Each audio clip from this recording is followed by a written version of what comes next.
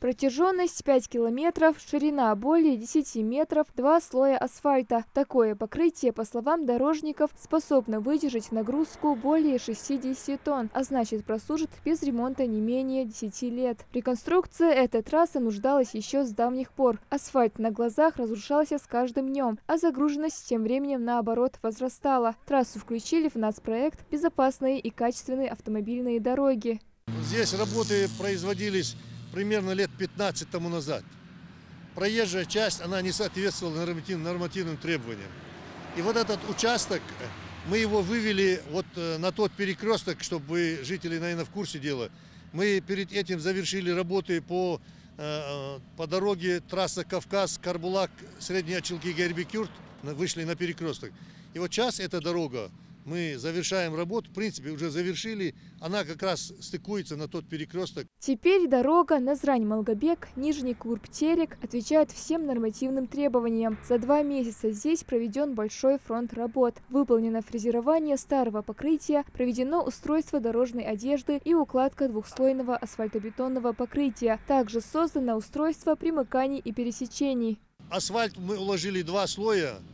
Это крупнозернистый нижний слой 7 сантиметров и верхний слой 5 сантиметров. И укрепили дорожную одежду толщиной 60 сантиметров СПГС. Здесь, более того, задействованы лучшие инженерно-технические работники. В постоянном режиме здесь работали рабочие, человек, наверное, 20-30. Особое внимание при реконструкции дороги было уделено безопасности. Создан тротуар шириной 1,60 м, металлическое барьерное ограждение 450 метров, дорожные разметки, 8 остановочных заездных карманов, также установлены бордюры и обочины. Сейчас остались последние штрихи – установить дорожные знаки и электрические столбы. Эти работы также в скором времени будут завершены, отмечают специалисты.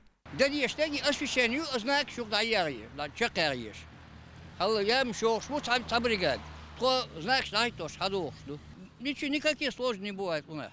У нас нормально все идет. Для местных жителей такая строительная суета только в радость. Официального открытия здесь ждут как автолюбители, так и пешеходы.